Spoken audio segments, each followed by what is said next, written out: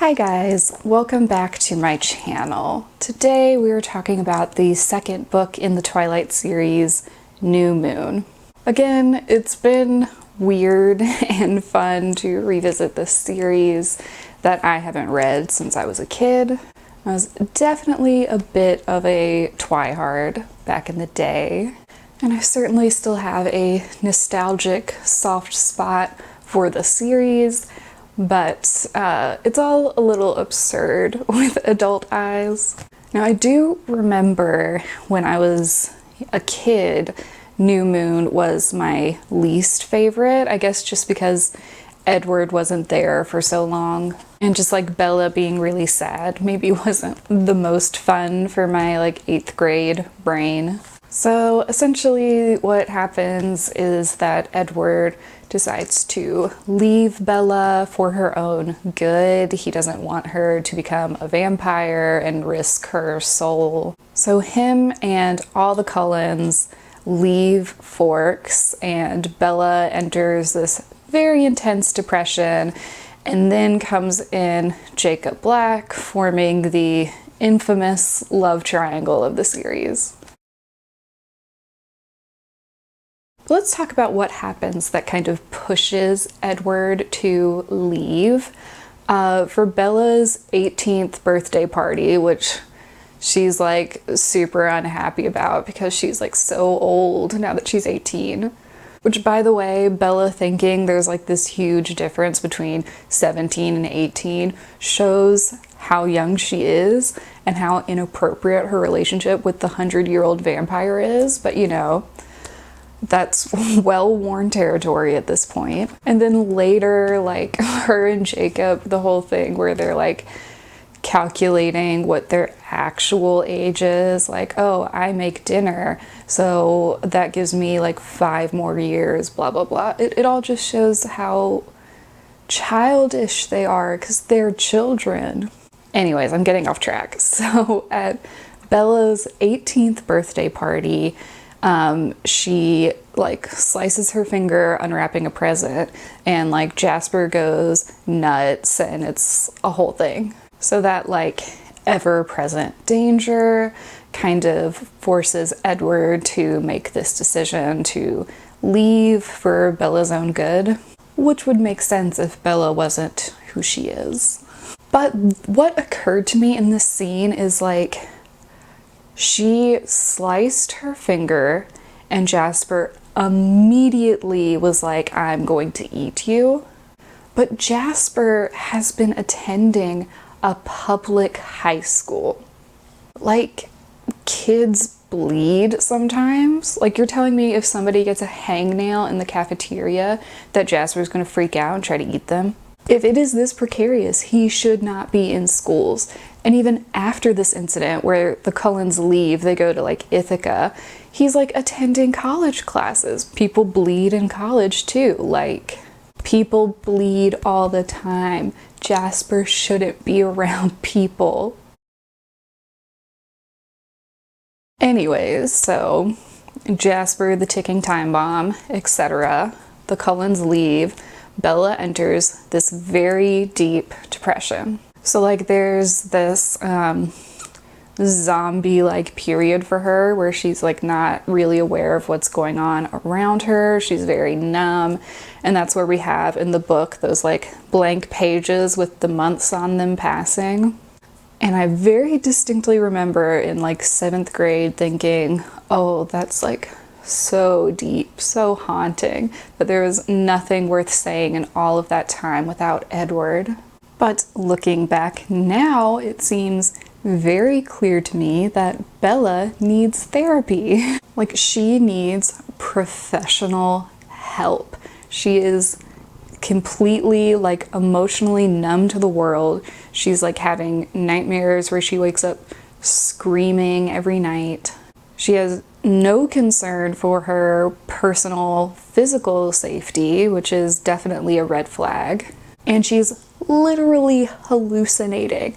Like, I feel like when we talk about the series, we all just kind of gloss over that point. Bella's hallucinating.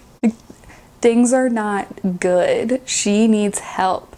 And it comes up kind of early in the book that Charlie's like, I'm sending you somewhere, you need help. And Bella's like, no, no, no. And it's like, Charlie should have pressed that issue because this is not healthy. And it all gets kind of like boiled down to like, oh, their relationship's just so intense and that's why she's reacting like this. And it's like, I don't know if that's a great message for children. Like, if you feel like this, you should get help, right? There's nothing wrong with that. But Bella denies help in the book. So obviously Bella's going through a lot, a kind of mental health crisis. But that does not prevent me from having a lot of critiques about her in this book. I feel like half this video is just going to be like Bella hate. So much of the first book, I'm looking at Edward as this like predatory person in her life. So she gets some leeway in that. She's just a kid. But in this book, Bella gets on my nerves. So let's talk about how Bella treats the like main character introduced to us in this book, Jacob Black. So Bella, she's like very much aware that she is not being fair to Jacob. She knows Jacob has feelings for her. She knows that she's kind of using him to like get through this weird depression thing she has going on. So she's being very unfair to him and is self-aware about that, but she just keeps doing it. And like her perspective on it is so selfish, even when she's not thinking about how selfish she's being. Like there's some discussion about this, that like when Edward leaves, it's like Bella's not the main character anymore, There's a lot of like Romeo and Juliet allusions in this book. But yeah, like then later when Edward comes back, like in her narrative where she's the main character, Jacob's just like this leftover side character. Like that's how she sees him. That is so mean. And the thing about it is, upon this reading, so the big debate back in the day, Team Edward, Team Jacob. But Jacob, before he becomes a wolf, is like kind of perfect for Bella. Like, bear with me, but as an adult reading this, I'm very strongly pro Jacob. Like, who knew?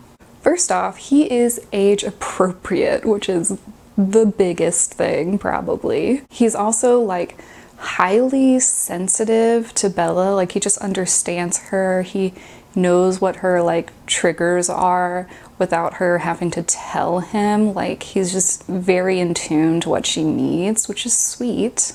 And he's so like fun and light, and Bella just feels happy and good when she's with him. Like, recall how moody Edward was in the first book. Like, Jacob's much more fun.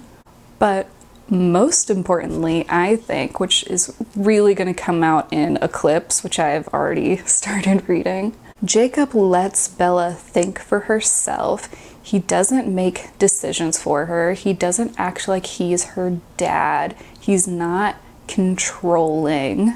And if Bella wants to do something dumb, he's game. And she's 18. 18-year-olds do dumb things. It's part of life.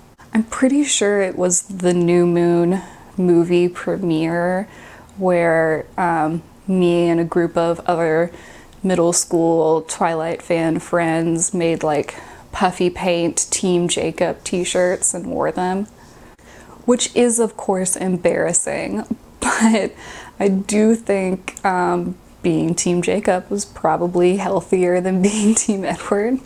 It is kind of a shame that like after Jacob becomes a wolf, he gets some negative traits he didn't really have before, like this kind of macho fraternity-ness to it, and this like deep-rooted animosity towards the vampires. It definitely takes away from some of the fun of his character. Though here's another reason to not like Bella. She is a terrible friend. And obviously, like, she's not really a great friend to Jacob, but right now I'm talking about her human friends. So like obviously there's a period of time where Bella's basically moving through her life comatose, and she's not talking to her human friends in that time. Which, you know, mental health issues, I think we can excuse a certain amount of that. But what I can't excuse is like the way Bella thinks about her human friends. She's like looking down on them. She acts like they're so boring in comparison to all these like supernatural people around her. Like she cannot be bothered with them. Like, oh, they're so simple or whatever.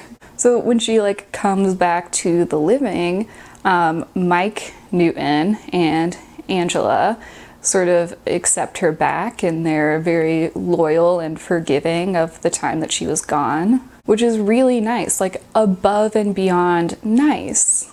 I mean, Bella hadn't really spoken to them for months, and they were like, okay, she went through a rough patch. We're willing to pick back up where we left off. So then, like, Mike and Angela are like the good humans in Bella's mind, and everyone who doesn't immediately accept her back after having not spoken to her in so long, Bella's like, they're so mean, they're so petty and snooty. Like Jess. I feel like one of my main, like, things that I've really latched onto rereading this series is that like Bella is so unfair to Jess. Like Jess is a teenager, she acts like one, and that's okay. But Bella acts like after all of these things have happened that Jess is obligated to forgive her and move on. And it wasn't even just the like absence with Jess and like, you know, Bella's general lack of interest in what's going on in Jess's life. They went to this movie together. Bella like went up to the guys in the bar and like scared the crap out of Jess, who was clearly nervous in this situation, as any young woman would be. So yeah, Jess isn't happy with Bella and doesn't really want to be her friend again. And Bella's acting like that's unreasonable. Like, Bella, no, like, you deserve this treatment. It makes sense that these people are going to be a little wary of you. You're so unstable. And when was the last time you like sat down and listened to one of their problems? Like, it's just all about Bella. There's no benefits to being friends with Bella. Like, Mike and Angela are the exception. And then the biggest victim of Bella's ridiculousness in this book is Charlie. Like, poor Charlie. He's really like going through it this entire book. Like, Bella's depression and this like her waking up screaming in the night and all of this stuff has Charlie really scared. And when they at the end of the book talk about like the cliff diving thing, like for a second Charlie actually believes Bella could be suicidal, which is really sad. You know, all of that is already a lot for Charlie to deal with. And you know, the fact that Bella is depressed isn't necessarily her fault, but her doing all of this like dangerous stuff that she knows would freak out Charlie, that is her fault. Like the motorcycle and the cliff diving and stuff. Just like a little like side note about the cliff diving situation. Bella's so stupid, like it's unbelievable. Like, she goes up to the highest cliff, the cliff that previously she has only seen supernatural werewolves jump off of. Like, they're more durable than you, Bella. Like, when she's coming to, they're literally trying to figure out if she broke her back just from jumping in. Like, how stupid can Bella be? And she's alone. It's winter, and there's like hurricane level like weather going on. And she didn't even think about the water. Like, of course you're gonna drown, Bella. Why are you so stupid? I truly like, that was like the dumbest thing Bella's ever done. And she's doing all of that like when Charlie's friend Harry Clearwater dies, and she's just putting Charlie through so much. Because when Charlie is at the funeral, that's also when Bella runs off to Italy to save Edward and just disappears, not saying even where she went for 3 days. Like just think back with me to when you were a senior in high school living with your parents. If you disappeared for 3 days, didn't leave a phone number, like, you know, pre-cell phones, you didn't say where you were going, you were just gone for 3 days, like, you can't do that, Bella. After everything you've done this past year, you can't do that. So yeah, when she's grounded at the end of the book, she deserves any and all punishment. And you know what? Maybe she thinks Jacob was being a snitch by showing Charlie that Bella had a motorcycle, but she deserves that punishment too. And then the girl has the nerve to like give Charlie attitude about Edward.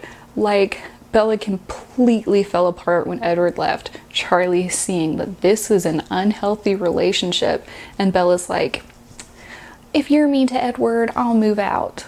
Like, of course he hates Edward. Like, cut the man some slack. Like, Bella's such a teenager. But, you know, like, poor Charlie. Like, let's all just have a little sympathy for Charlie in this book in particular. And I'm sure there will be plenty more reasons in the next 2 books to feel bad for Charlie. So at the end of this book, Bella goes and talks to the Cullens about like becoming a vampire, because obviously Edward doesn't want that. And she kind of makes a deal with Carlisle and Alice that she's going to become a vampire whether Edward wants her to or not. They kind of tentatively set a date for after graduation. In the end of this book is when Edward first proposes the idea that he'll change her himself if they get married first. So I was like, okay, all of this is happening very fast. Like, what's the timeline of this series? So, like, all 4 books encompasses like 2 years of time. Eclipse is very short, like it's only a couple weeks. So yeah, everything's moving very fast. Bella's committing to an eternity and marriage, and as we know, there's going to be a baby, and it's all happening like real quick. And Edward's been gone for like 7 months of that. So are they even dating like together for a full year in total before all of that? Like, I didn't really think about that much when I was reading the series as a kid. Like, maybe you just see these timelines differently, like it feels longer, but 2 years, like they are really barreling towards the ending of this series. And all of this for a guy who is controlling and always like throwing temper tantrums and is 100. Like, I distinctly remember saying as a kid that, and me and my friends, we all agreed on this point, that in the movies we were Team Jacob and in the books we were Team Edward. But like, how I could have ever been Team Edward, I truly don't understand. It's been a real 180 reading this series again. I think maybe when you're young, like Jacob seems younger, he seems like someone your own age, maybe a boy you would actually know, and that's like not as appealing. Again, like Jacob's clearly the better choice. Obviously there's a lot of stuff about fate and there's weirdness with Jacob coming in the series, but like, Edward, really? This is a little random thing. I said in my video about the first book that I was like confused about the Cullen family and like if they had hobbies or interests, 'cause, you know, Carlisle works, but the rest of them just seem to do nothing. So any evidence I find that they have like passions, I'll add a little note about at the end. In this book, we find out that Esme restores historic homes, which is what she's doing in Ithaca, while the Cullens are gone from Forks. So yeah, in summary, new moon, Bella does not take accountability for all the bad stuff she does, and she also needs professional help, and that's it. Okay, so I've already started clips. Feel like it's going to be a real whirlwind based on the timeline. It's the longest book yet, so that'll be interesting. But yeah, I hope some other former Twilight fans are enjoying this kind of look back at this weird chapter in our childhoods. Alright guys, that's all I have for this video. Thanks for watching. Bye.